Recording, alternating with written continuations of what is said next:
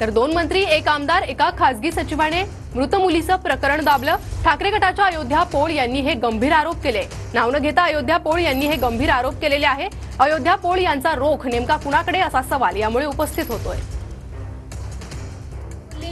जिल्हा परिषदेचे तत्कालीन उपमुख्य कार्यकारी अधिकारी हे संबंधित मयत तरुणीचे नातेवाईक असून सध्या वादग्रस्त मंत्र्याचे खासगी सचिव आहेत। आता ते खासगी सचिव कसे झाले तेही सांगते। हे अधिकारी कधीचे तेव्हाचे हे अधिकारी पूर्वी कळमनुरी येथे आदिवासी विभागामध्ये होते आणि त्यांनी बंद पडलेल्या 3 शाळा त्याच्यापैकी एक शाळा हडप केलेली होती आणि आदिवासीयांच्या जे योजना असतात तर त्याचं ऑनलाईन टेंडर न करता काय केलं होतं तर डायरेक्ट कंत्राट हे आपल्या नातेवाईकाला दिलेलं होतं। त्यांची विभागीय चौकशी होऊ नये म्हणून कळमनुरीच्या आमदाराच्या माध्यमातून ते प्रकरण म्हणजे एकमेकांना भेटलं आणि ते प्रकरण त्या चौकशीतून ते वाचले। ज्या मंत्र्याला भेटली होती भाऊ म्हणून, कधी जे मी मागच्या आठवड्याच्या व्हिडिओमध्ये सांगितलं होतं, तर मंत्र्याला भाऊ म्हणून भेटली, हा नातेवाईक भाऊ।